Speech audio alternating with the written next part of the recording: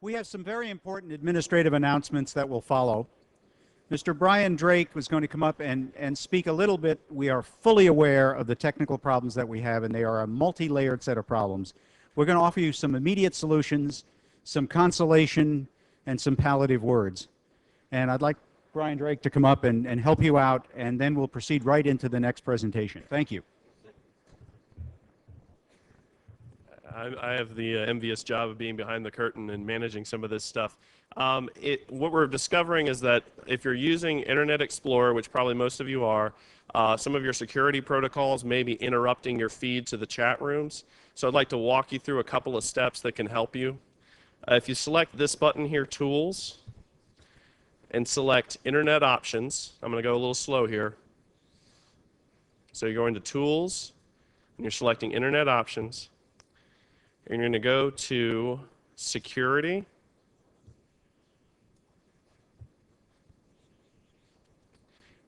If you have, and you see this little slide bar here where it says Medium, if you keep it there, you should be all right. But if you have it at High, please reduce it to Medium.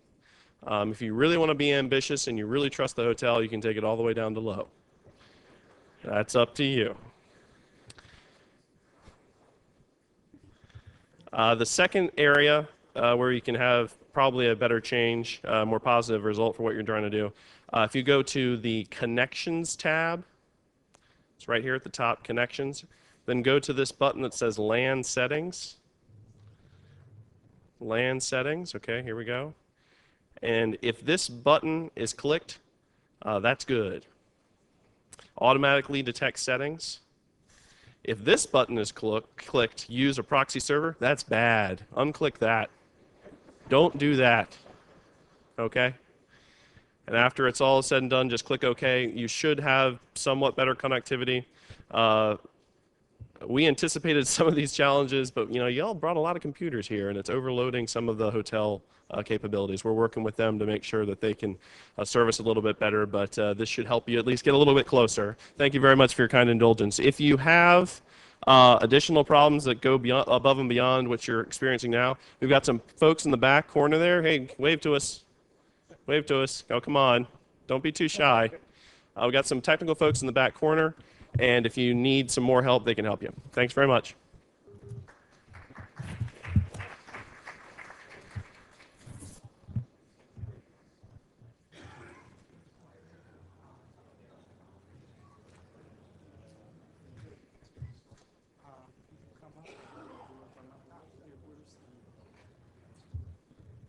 Right here, and that'll let them know to go to the next slide. You won't be needing this, right? Okay. Yes. Okay, good morning. Now that Brian has facilitated, my name is Mike Wertheimer. I'm a career NSAer, and now that Brian has got your settings right, I will be keylogging all your keystrokes during my talk. And it is my intention, for those of you not paying attention, to embarrass you on the internet. Can we bring up the slides, please?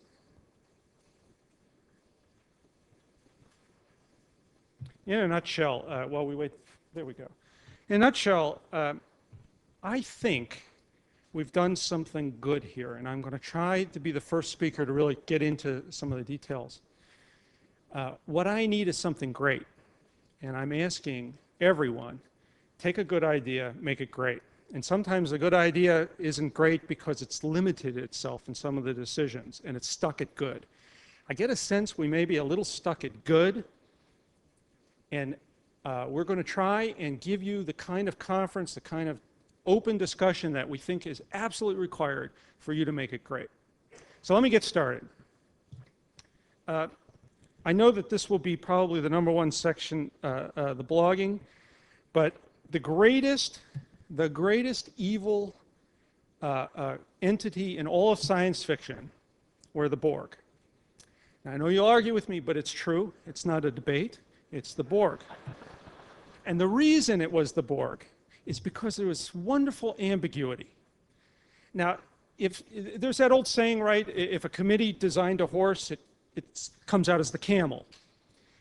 If the government were left alone to design perfect collaboration, it would be the Borg. A spaceship that's a perfect cube. Doesn't look like any spaceship. Now, if you remember what the Borg was the ultimate collaborative society. For those of you who are not Star Trek fans, quickly, it was a community of people who, it was called the collective, and individuals in the collective were called drones. And what they would do is they would go into a new society, and if that society on that planet or whatever was old, had nothing to offer them, they just moved on. But when they found a society that had some technology, something that they felt would enhance them, they would assimilate them. And what they would do is they'd assimilate their science and technology, and they would take the people and they'd put implants in them, and they would be part of the collective. It was one huge brain where everything was done collaboratively. It was absolutely the perfect society, if you want. There was no strife, but there was no individuality. Why I bring this up is we keep talking about a culture of transformation, a culture of collaboration, a culture that has information sharing. There is not a single person in this transformation that is trying to go from one culture to a new culture. What we're trying to do is create the environment in which we can have many cultures at the same time. The strength, if you follow how the Borg were defeated, it was the multiculturalism, it was their unanimity of thought that brought them down. Let's face it, I mean, the targets are changing faster than we are. We've got to create a baseline, an environment in which many, many, many, many cultures can thrive, and the bad ones die gracefully and the new ones grow quickly. That's what we're after here. No uniformity of thought. So let me go. This to me is what transformation is about. It's like grabbing at water. I honestly believe, without any hesitation, that all the easy problems have been licked. And that if the only way we're going to solve the hard problems, and we have many of them, of course, but my point here is we optimized at a Cold War for SIGINT problems and human problems and imagery problems. And I'm telling you, within these individual disciplines, we've solved the problems they can solve. The ones that are left over, the tough ones, over and over again, the evidence shows that it happens when people from different ends come together. They have got to collaborate.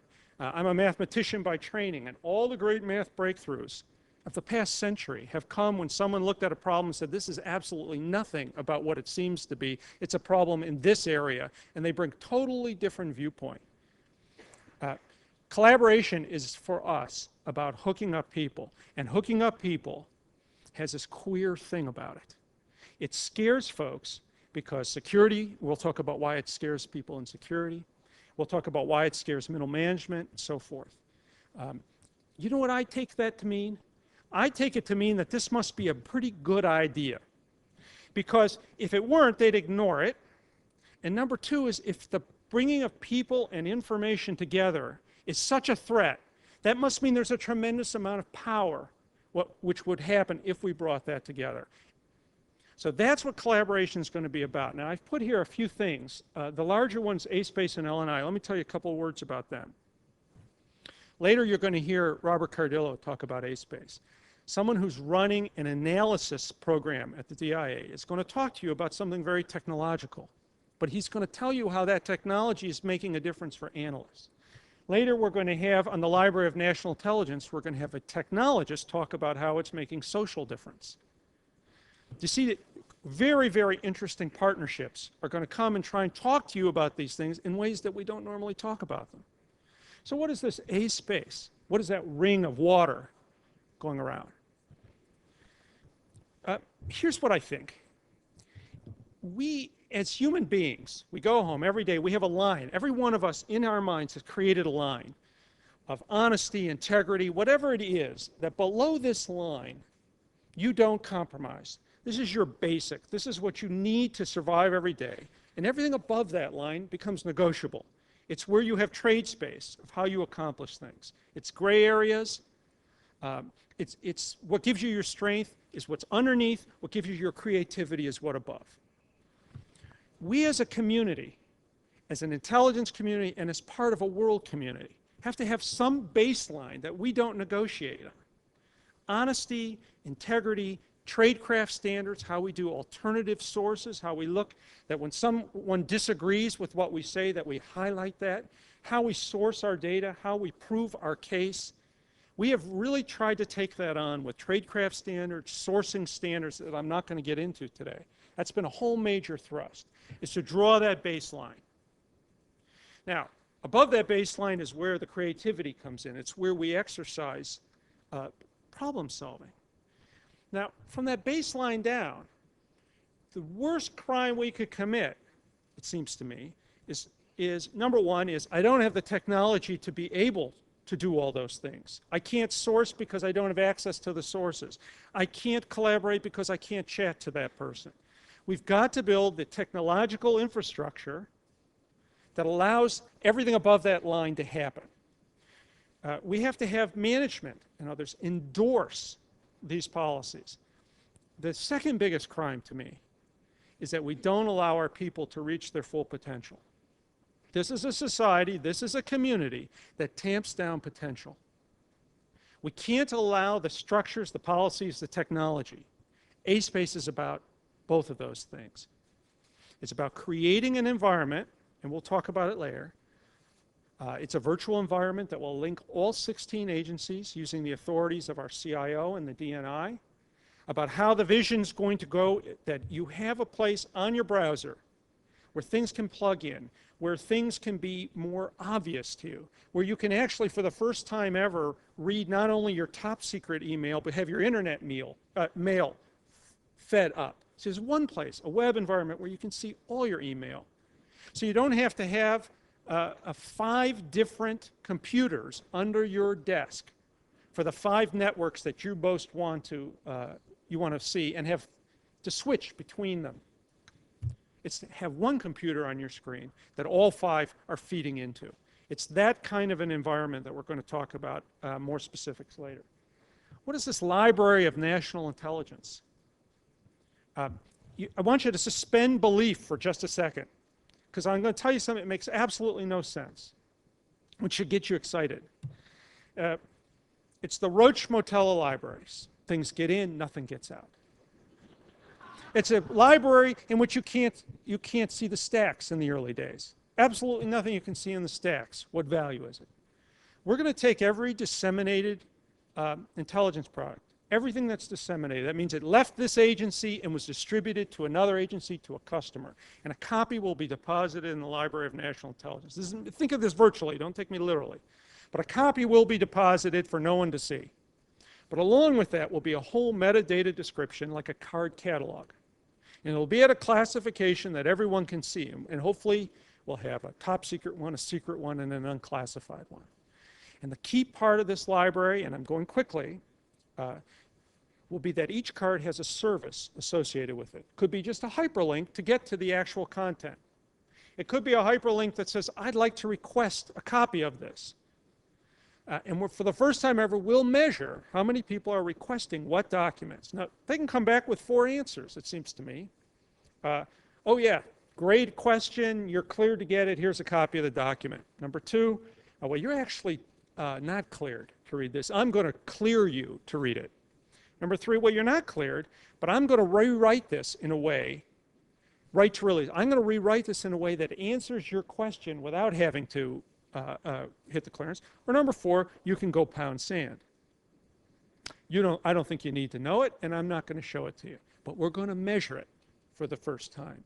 And then as attribute-based access matures and starts to solve problems, you'll be able to automatically go in and establish your bona fides and say, yes, I'm in that area of expertise. I have this need to know, and you have this responsibility to provide it to me, and we can start to automate.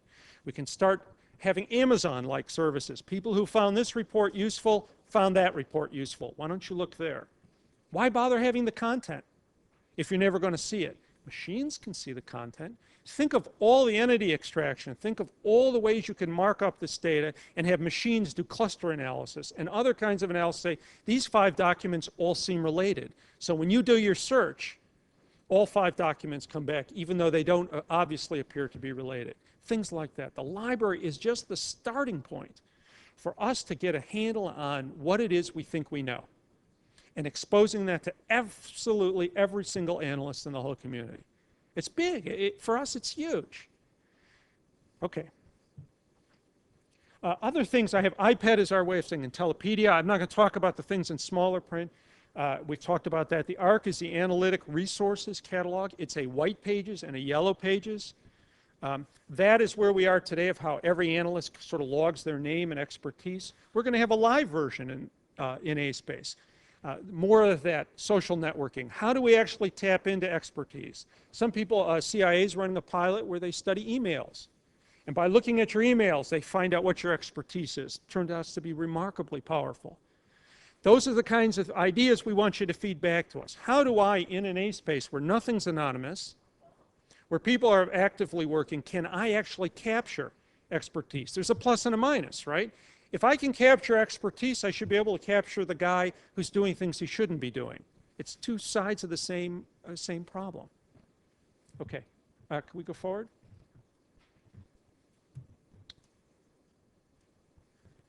Information. This is a really tough thing for us. There is a real information overload. Make no mistake about it. And as Tom said earlier, often our solution to finding a needle in the haystack is to pour more hay on it. And that's right. Because if you go into each of the individual components, if they can't find, see, an NSAer thinks it's a SIGINT problem. And if he can't find the answer, he doesn't ask somebody else. He asks for more SIGINT. So what we're doing is we're feeding a collections. Each of these cylinders of excellence are just creating taller cylinders. How do we actually share information across? And A-Space is going to be one of the ways, because one of the ways we don't do it today is, oh, well, I have a firewall. And your firewall is over here, and we have two completely different security policies on how we exchange information, and those have to be negotiated. So if you have 16, and as a mathematician you have 16 choose 2, which if I do the math right is 120 possible ways, you can all argue about how we're going to share information. We have authorities. We have the ability to set a standard for the whole community, and I hope when Gerald Morrow speaks later, he's going to talk about an even bigger vision for what this is going to be and how we're going to do it. So collaborating means, can I have an A-Space? Can I have some virtual, and I don't mean virtual private network literally, but it'll have that kind of look to it, that can tunnel through all these different firewalls and actually connect up data, connect people, connect ideas. So can we now actually have that I don't need, let me back up. This thing plays over and over. I go and talk to analysts who have come together, multidisciplinary analysts from multiple agencies. They're given a hard problem, they're facilitated, they're given nice spaces to work, and they get a hard problem and they never solve it.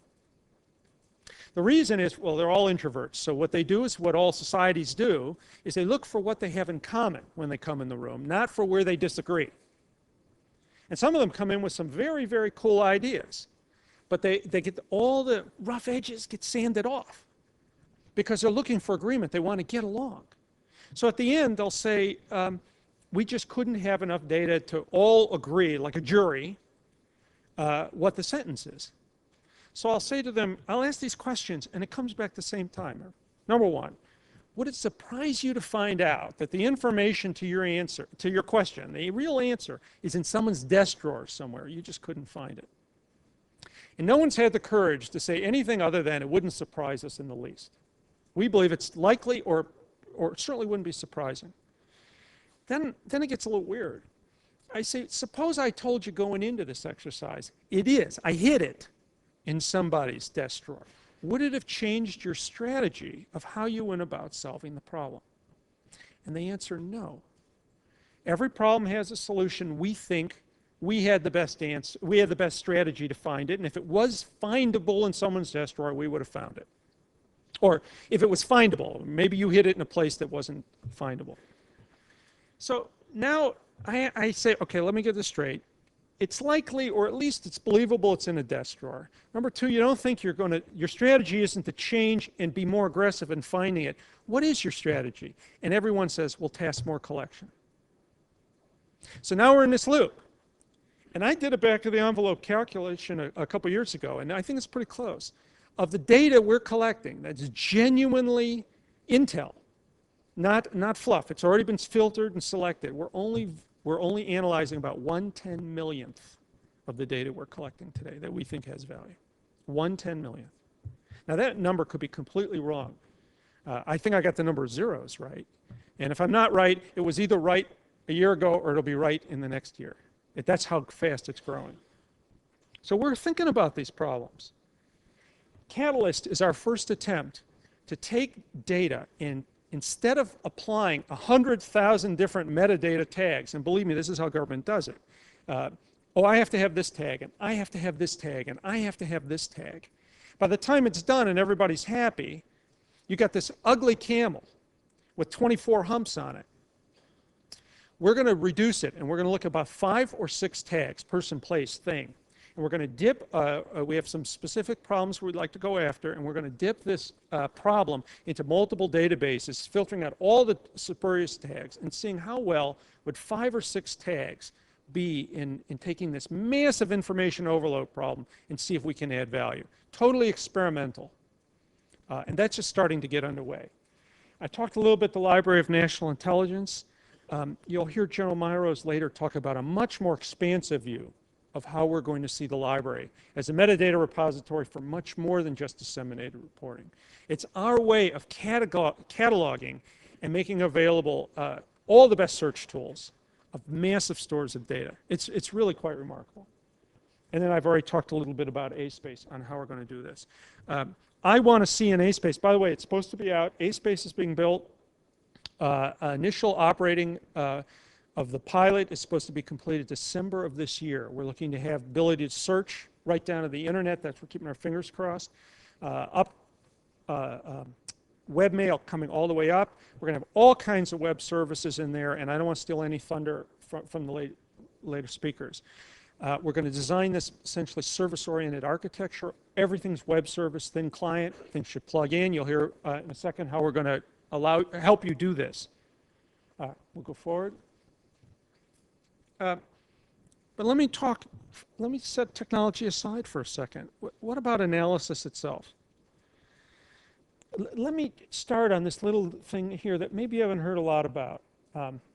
RASER, a rapid analytic support and expeditionary response. What is that? It's only about people. We are building like Navy SEALs, but they're analysts. Special Forces Analytic Cell. We have our first team. What we did was we took a group of young analysts, 1 to 5 years. There's a saying in the military, they piss vinegar. What that means is they've been in the community just long enough to know how bad off it is, and they're really mad, but they haven't been here long enough to know it's hopeless. So I like to describe, this is the famous thing young people, seldom right, but they're never in doubt. So they haven't figured out that they can't solve these problems. So they're right at the perfect place in their careers. We're yanking them out. We just took 8, I think we have 8 in the first year as an experiment. We threw them in the woods. We made them solve problems. It wasn't about paintball in the woods. It was about solving problems they've never had to solve before and just being able to learn how you go about solving problems you've never solved before. And every problem was designed that you had to rely on a teammate. So they've learned how to shoot weapons. They've learned how to jump out of a car. They've learned how to do defensive driving. You pick all that sort of thing. But mostly they've learned how to do analysis in new ways. Hyper-accelerated training. Our goal is to get that 5 years of training that they claim before you're a good analyst down to 1 to 2 years. That team spent 6 months in our boot camp. Really, really exciting. When you first talk to them, they look at their shoes. They didn't look you square in the eye. Now they look you right in the eye. They can give you a briefing in 5 minutes. They are confident. They're not overconfident. They stand up straight. They think big thoughts. It's really exciting. It's working. And Renee Novikov came up from one of our deployments from Southcom, and she's going to tell you what she thinks of the team. The team does 6 months. Boot camp, 6 months. They'll do 2 rotations here in the United States. One's in a major police department intel unit. The other team's going down to Southcom, and then we're going to rotate them through, and then they're going to go active in year 2. And we've already in the process of recruiting this year's team, which is orders of magnitude better just in the quality of people, the breadth of skills that are coming up. I don't mean to say that the folks in this team aren't as good as the folks coming in. I'm just saying we're getting a much better span of people interested in doing this. Young people want to be challenged. The young lady from, as I was told, from Los Angeles FBI, 6'1", world-class athlete. I guess she played college softball. Came in just absolutely, your ideal of who would be a great analyst. And we said, well, why do you want to join this program? She says, I love my job. I love what I'm doing. But she told, same story. Says, don't feel that I get to reach my potential here. I have not been tested to reach my potential. And I want a chance to do everything I'm capable of doing and to find out what it is I'm capable of doing. That's analytic transformation. People are thinking that way. We have to create the opportunities. So you'll hear more about Razor. We're very excited. Sharp is our summer hard problem, and I believe the panel that succeeds me will talk about that. 4 weeks off-site. We put together some very, very distinct communities. We clear them at the secret level to work some hard problem. I don't want to steal their thunder. We've had 3 now. The last one being in Orlando, they'll talk about it. We put state, local, tribal together with analysts to worry how does a terrorist plot that might hatch overseas, and it's a foreign intel problem, become a criminal problem or a law enforcement problem when it would migrate here. How do we do that handover? How do we have tradecraft that can talk to each other so it's a seamless handover? And they've done some really, really clever stuff. A-Space I've talked about. The smaller print, Analysis 101, our first community course for all new analysts. And I've talked a little bit about tradecraft standards that we've issued and sourcing standards that are about to come out. What about research? I think we did something good here. I'm embarrassed because I can't remember what RDEC stands for again. I can forget my kids' names by 11, so don't beat me up. RDEC is our research and development network. What we're doing is it exists today. It's a network that spans the globe with terminals. We are going to take RDEC, which is a closed network. They take real live Intel data, they put it into RDEC. And then you can work on it any tool you want. It doesn't have to be certified. They reboot the system every day. RDEC and A-Space will merge into exactly the same architecture. What that means is any new tool can go into RDEC first with no security process whatsoever. See if the tool has utility. See if that tool makes sense, if people like it, if it has that viral effect that people run and grab it. Then it's one-time certification, and it pops into A-Space, and it becomes a tool for the whole community. So you'll hear more about RDEC. IARPA, RDEC is actually going to be a piece of IARPA. That's our Intelligence Advanced Research Projects. And that's coming. We'll hear more about that. I want to say just a couple words about those last 2 things before I wind down so you have time to ask questions. Digital natives, digital complexity, what I'm talking about. You saw a little bit of that before. Jan Karch showed me a paper called Digital Natives, Digital Immigrants. Keeps me up at night. What it says in there, it's the first pass at a new concept. And it says people entering college now, today. They did surveys. And on average, they've spent about 5,000 hours reading books, 10,000 hours playing video games, and about 20,000 hours watching TV. And functional MRIs are showing that their brains, the synapses in their brains, are actually wiring differently than certainly my generation. Their ability to process multiple streams of data, to watch TV, listen to the radio, and do their homework at the same time while they're IMing,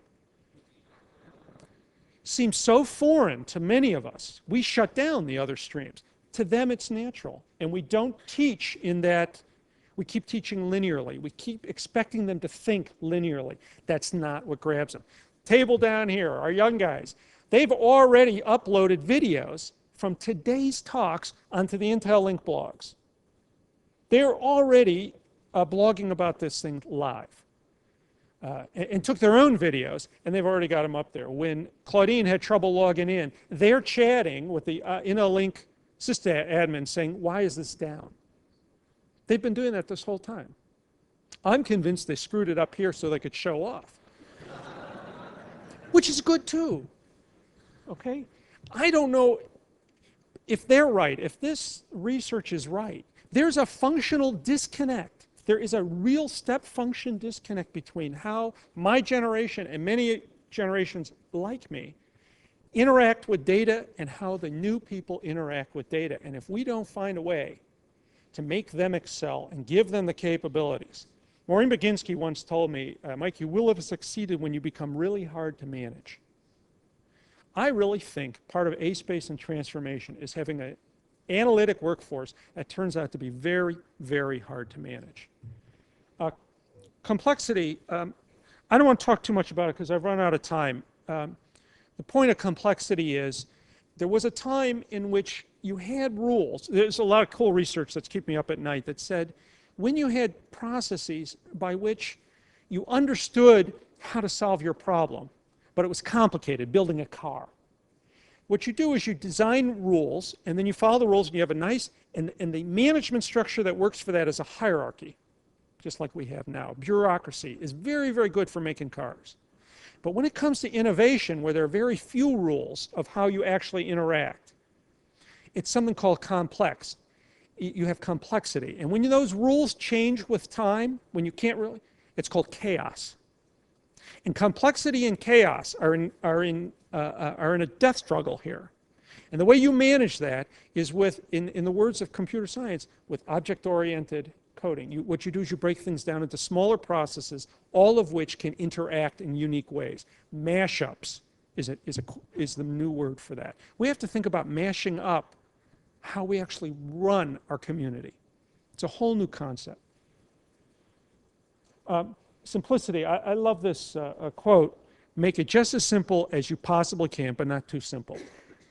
Our efforts are low cost, they're high vision, low cost, lots of spiral development. I think that part is very, very important. What is it? KISS, keep it simple, stupid. When we start getting too complex, where it demands too much training, too much interface, too much hand-holding, we've made a mistake. Finally, security.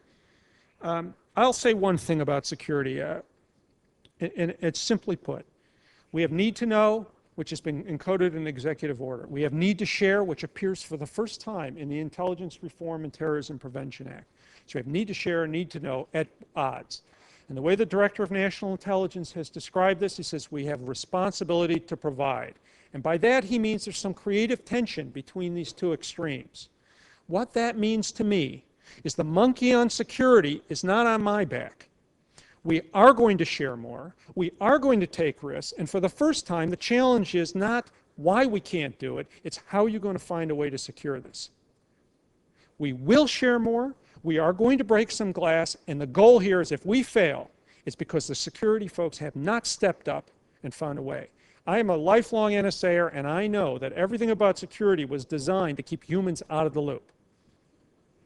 Right? There's no such thing as idiot-proof software because they keep coming up with a better idiot. Deal with it. This is about raising the level of human being interaction. Humans must start to interact in new ways to solve our problems. Find some security solutions. And if we fail, it's not my failure. Because I'm willing to meet in the middle. It's time they did. Finally,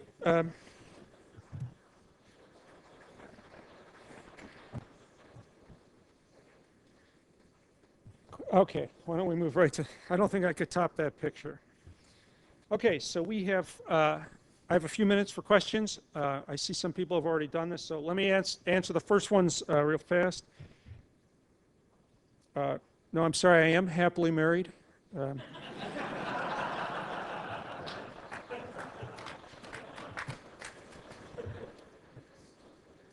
I'm very happy in my job, and you probably couldn't afford me.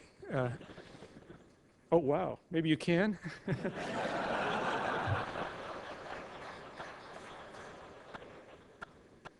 Okay. It says, people live on JWICs, not RDEC.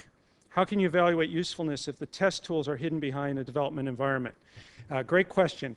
One of the things we're doing is RDEC is on the top secret networks. We are already investing in building RDEC on the unclassified network. A copy of RDEC lower, so we can get folks on Intel Link U and SIPR to start talking there. And that may not be the best idea, right? Because RDEC on the top secret networks is a smaller community. Let's see if it works in a broader community. I think the problems, the way you use information is the same, even if the problem you're solving maybe doesn't reach the highest levels. So that's a plan. Okay. How did you go about finding the analysts that you had on the Razor teams? I'd like to give you a really nice story here, and I can't. We have 16 components, only 4 of which are participating in Razor. Some just can't believe the world will continue to spin on its axis if they give up an analyst for 2 years. We pay for everything. You don't get an analyst in exchange. You give up the person, they come back to your agency, but you don't get to backfill them. We pay for everything. And we just can't seem to break a barrier here. So what I'm hoping is the agencies are participating. We recruit by going with broad agency announcements. We send it out. We tell the leadership in each. I send letters to the directors of all the agencies. We send it out to the heads of analysis of all the agencies. We follow up with phone calls. We have on Intellipedia major sites on the Razor team. The sad part is not that people don't know about it. It's people are being told by their managers, you may not apply. Hopefully we'll be so successful when this first team goes operational this December that people will want to join something that's that great. I wish I could be more positive. But by the way, we are getting women, we're getting men, we're getting people of color, we're getting the diversity of the group is exactly what would really make you proud. What about us 40, 50-somethings who have an awful lot to offer, like that deep target expertise, policy savvy, so forth, where we fit in? Well, I'm one of those guys. You know, I love being around young folks. I had a great talk this morning at breakfast with David Kamian, one of the really, really smart guys here. And he says, Mike, you know, you're just so great. You're so different than most government guys. You're like 99.9% different than all this. You're great. He says, now let's tidy up that 1/10 of 1%. And then he launched into how I screwed up. I love that. He's way too big on the 99.9. I think that I have not found a young person who does not die for someone with senior experience to help walk them through a problem. What they don't like to hear is, no, you can't do that. And for the 40, 50-somethings, this is a sweet time because you have more than half of the community hired since 9/11. More than half. They're dying for this expertise. Learn from them. I can't tell you how many times people say, well, I don't know about this Intellipedia. I don't know how to do it. I haven't been trained. If half of the people around you grew up on this, just ask them to help. I'm always running out of my desk. How do I get on this blog? How do I get there? And some young person tells me. You got to meet them halfway in the middle. And I guarantee you they are so thirsty and hungry for your expertise. Give them that chance. They're not looking to throw you out. They love the expertise in this community. We sell them short. We sell all the young people short, not only in our expectations of them, the way we challenge them for their potential, but in a predisposition to think that they're only there to do things differently because they want to be different. It's just how they are. Their brains are wired differently. Let's respect that. I'm sorry, I'm a little blinded. Go ahead. Dr. Wertheimer, Paul Faulkner, curious on where a year from now, 2 years from now, what in your mind would make the D&I, the analysis community, wildly successful? I heard the wildly successful, the rest I didn't hear. So next. A year or two from now, what would make, in your mind, the D&I, the analysis group, wildly successful, where you could walk away or you could look back and say, that's exactly what I wanted? Yeah, great question. I think when we have this conference next year, Tom Finger is going to introduce Sean Waltman. And I'm going to be introducing, and they are going to own this, and you are going to own this, and we're going to have young people up here telling us what it is they need, instead of us talking down to them and saying, here's some big vision we're building towards. That, to me, is if they take ownership and they feel analytic transformation is theirs, and they're telling us what to do. And believe me, we will have this conference again next year or the year after, whatever makes sense. And believe me, Tom will be the first, and I speak for him, but I think it would be his delight to introduce give a 5-minute introduction to someone who talks for an hour, 45 minutes, and answers your questions, just like we're trying to answer them today, with confidence and certainty and excitement. Mike? Was there another? Yeah. Yeah. Mike, Tim asked the optimistic question this morning, and that is, what are the incentives to innovate? Let me ask the other side of that. Whether it is agencies that don't want to participate in Razor, or security regimes that don't want to meet you halfway, when do the people resisting change start to feel pain?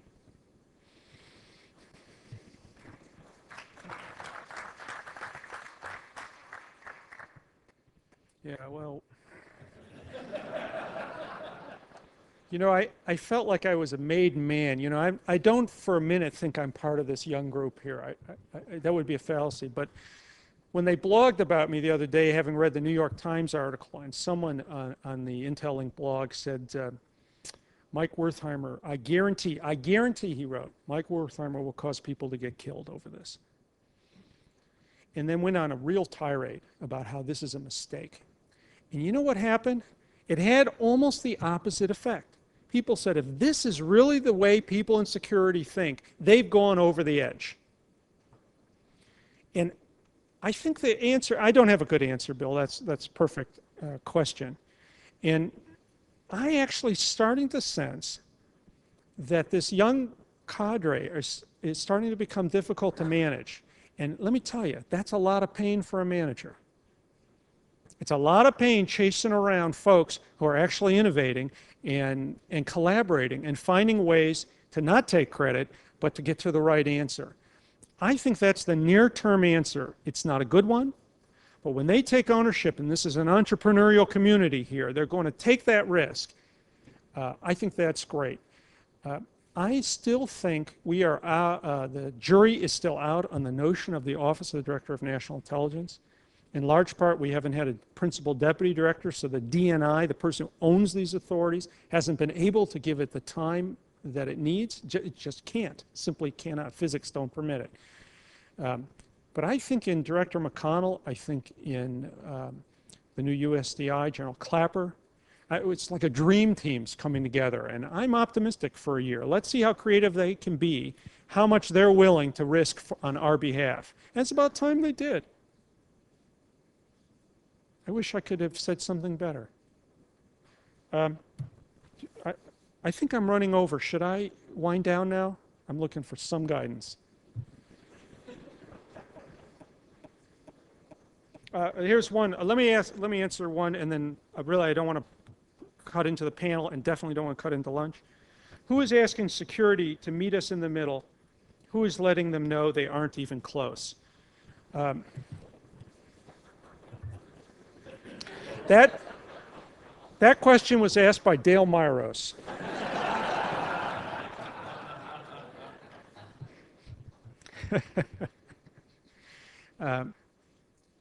I think, correct me if I'm wrong, I really think we are starting to do this, and I will defer to Joe Myros later. I don't think we've been as vocal about it. I don't think we've been as prescriptive, and right in their face, times are changing, you will have to meet us in the middle. But who is asking? I can tell you everyone in the DNI is. There isn't a person in the Office of the Director of National Intelligence isn't singing this song over and over. I don't know, ultimately, each agency tries to pull back a little bit. The first reaction is to step back. If A-Space is successful, if we actually have people saying, I need access, creating a demand, it's amazing to me, the iPhone. Most expensive phone, it's fantastic, right? There's an iPhone right there. It's fabulous, stupidest investment ever, but it's so cool, I want one. Right, someone did it's like $2,000 between all the fees and everything. It's so cool, it's so viral. It's actually changing the way people view phones. It really is, just like the iPod fundamentally changed the way we view music. I'm from a generation that bought albums. Those are collections of songs. I'm looking at the table here, all put together by one artist. My kids look at me, why would you do that? I'll take that song, I'll take that song, I'll take that song. when we create that, when people say, I need that data, and that data, now find a way to give it to me, we are on the hook at ODNI. If we don't do that, then Congress should come down on us, and so should the American people. And security better find a way to do it. And I don't, you know what, at the end of the day, maybe someone does get killed for this. But I read in the paper every day how many people are dying, and they're dying not to create an environment which, they're dying, they're putting their lives at risk so we can create this environment. People are dying today. And we can't afford the kinds of mistakes that we're making based on the way we're doing business today. It's just bottom line. We have got to leapfrog 2 generations ahead of everybody else just to get back in the game.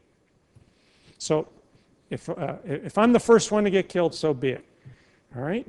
And I do bleed out of 5 holes on any given day. That's really more than I wanted to say. We're capturing all these questions. I will respond to them. I'll be online to respond. Let's get to the panel. I'll wrap up at the end of the conference. I'll try to summarize all the questions we didn't get to. Thank you again for coming. Please, take something good. Please, I hope it's good, and make it great.